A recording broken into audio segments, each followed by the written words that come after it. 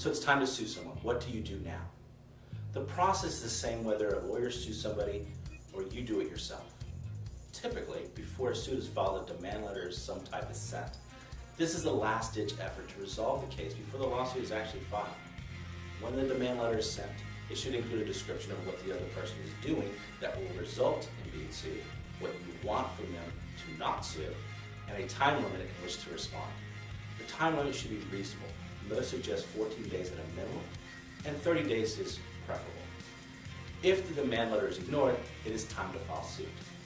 The first thing to do is determine your damages.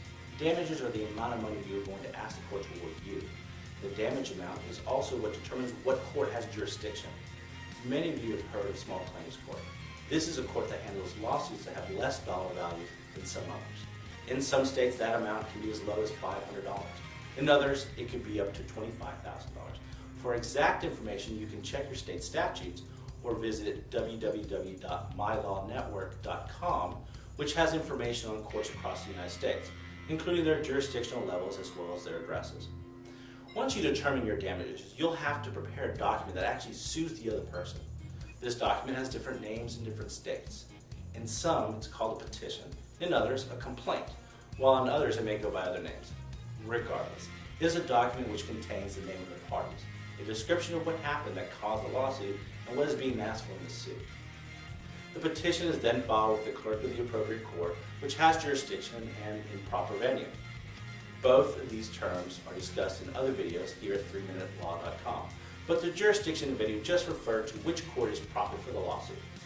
Regardless of where the case is filed, there will be a filing fee required, as well as a charge for the clerk to issue the summons, a fee if a jury is requested, and a charge for the person to serve the other party with the lawsuit. As a practical note, you will usually want to prepare the original and 2 copies of anything you file. The original will remain with the court.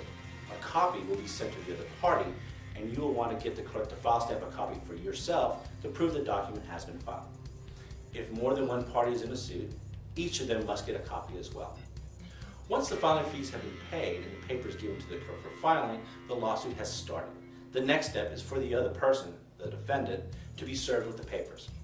These are all the steps involved with filing a lawsuit, although many things can happen both before and after the suit is filed.